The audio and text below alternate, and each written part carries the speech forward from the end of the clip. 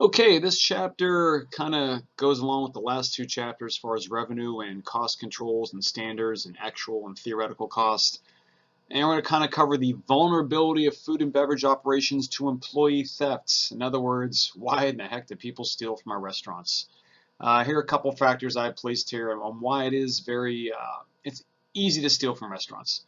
And a couple standards here are employees who handle cash, including bartenders, cashiers, service staff. Now this is going to be very stereotypical here, but they basically hold low-paid and entry-level positions. That is the stigma of our industry. And many of these employees, they move from job to job. There's very little job loyalty in restaurants. One of the biggest things I hear everyone tell me, I need people. People leave left and right.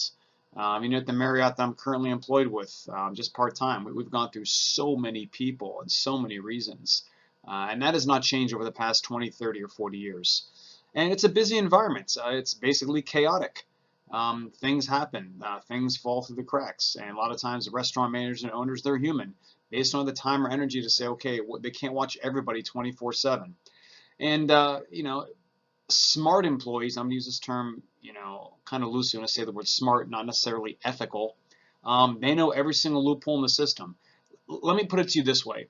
If you as a manager or owner know of a loophole in your system, 99,000 times out of 99,001, that employee knows that same loophole and they will expose it. And don't just think because you've known someone for so many years, they've been this place so many years, don't just assume that they're not stealing from you. I know that's bad to say. That's probably the wrong thing to infer, but it happens.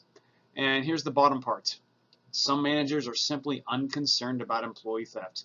They're either burned out, they don't care. They're a manager, they're thinking, you know something, I get paid the same no matter what. Why should I care? And sometimes they're naive, just like I said before. Either they feel that's not going to happen to them, or they feel that theft is basically inevitable. On that side note, and I may actually do a discussion board topic on this maybe a little bit later, there are some restaurants and hotels that actually put pilferage in their budget. They just assume that you're going to lose 1 or 2% off your bottom line. Cash handling procedures. I talked about this the last couple of chapters. Just a couple things, couple tips to go by. Make sure the cash drawer should be closed when not in usage. Don't open it and leave it open. Close it. Voids and overings should be reported as soon as possible. Don't let them sit there. If a mistake does happen, a manager must sign it. Once again, it's that check and balance system. Don't let it sit. Each cash handler should have a different key code basically to use when they're accessing cash. What that means is this. Most POS systems, you have your own card key, and your name is on that. So anytime you access something electronically, okay, boom, Mike, you're in the system at 4 p.m. We're missing cash between 4 and 5. You're one of the suspects. That's what the computer said. And this one is key too. Once again, this goes sometimes with laziness or just not having time to follow procedures. Banks should be counted in exchange whenever there's a change in cashiers. A lot of times you have a Bob Evans on a Sunday morning and it's slammed, it's packed. And you have a 16-year-old cashier and she has to go on break at 10 or 11 o'clock because those are the labor laws. Someone else has to take over that cash register and you got a line going. You have to make sure that you have that drawer pre-counted and someone else has counted too. It is a pain in the butt. So make sure, at least in my personal opinion, if you're in an environment like that, have somebody that's over 18 so you don't have to change a drawer, give them a break after 5 hours. But whenever you do exchange a drawer, count it, make sure it's accurate, because the flip side is this. If you have 2 or 3 people on the same drawer and that drawer is short, how in the heck are you going to tell who stole what?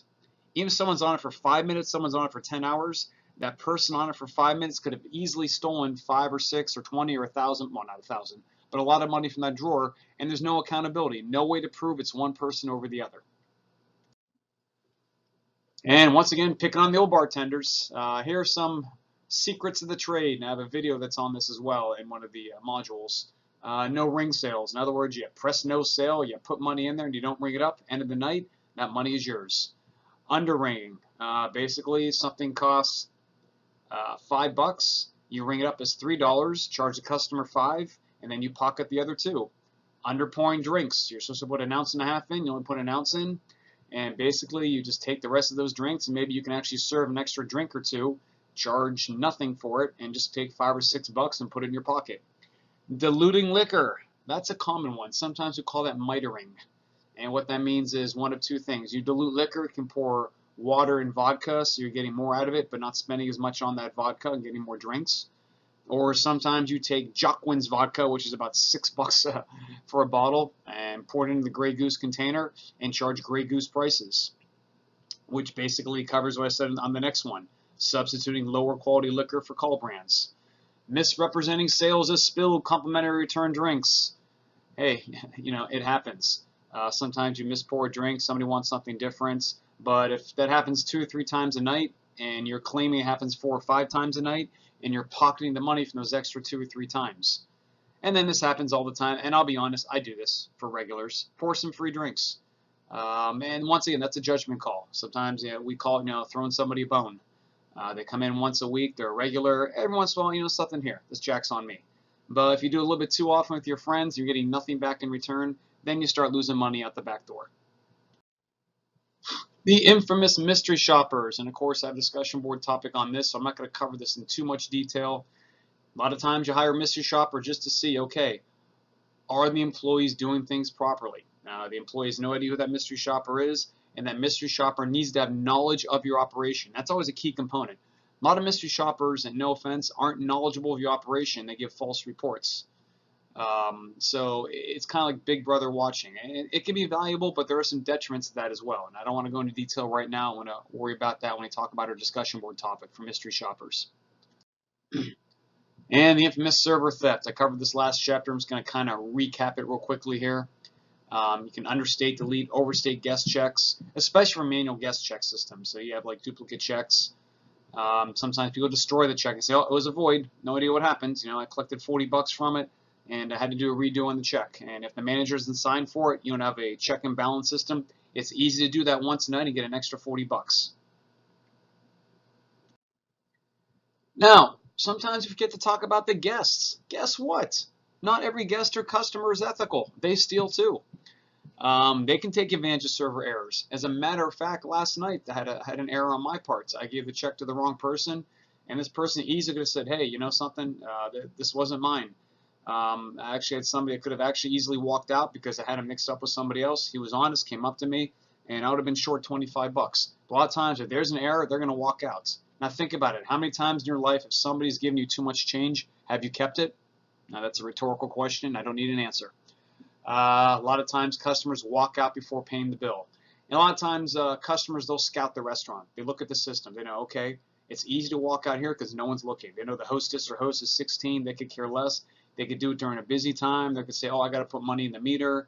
Or sometimes the bathrooms are right by the front doors, which I do not advocate. I think that's ridiculous. That's not smart. People say they're going to the bathroom, they walk out the door. Counterfeit currency is not as prevalent in this area, but it does happen a lot in big cities. They have a lot of foreign contingencies coming in there. And what happened to me a long time ago, because I used to work up in northern Pennsylvania, a lot of Canadians would come down. They would give me a Canadian money order for $100. And guess what? At the time, it was only worth $75 in America.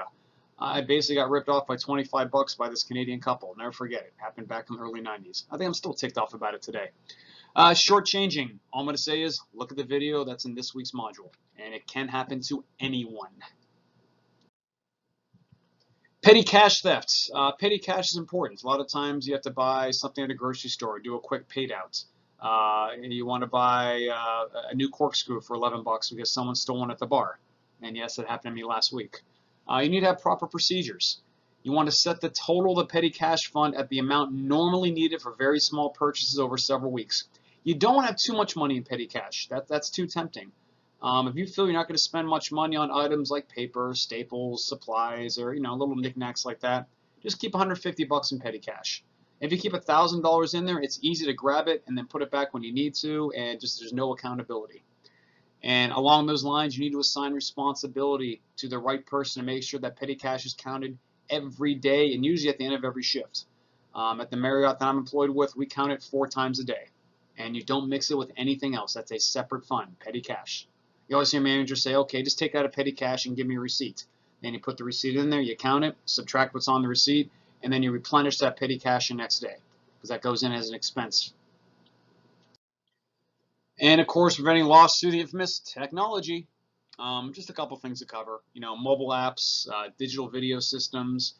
even Verizon, Comcast, and security systems. You can watch your entire restaurant. I know a lot of clients, they're actually sitting at my bar and they're looking at their phone saying, yep, this guy just did that. I'm like, what's going on? Oh, I'm watching my own restaurant. Because they have video surveillance on their restaurant. They can see from their smartphones what's going on. A lot of times in quick service drive-throughs, you can kind of, take the picture of license plates if somebody kind of drives through and they take off without paying.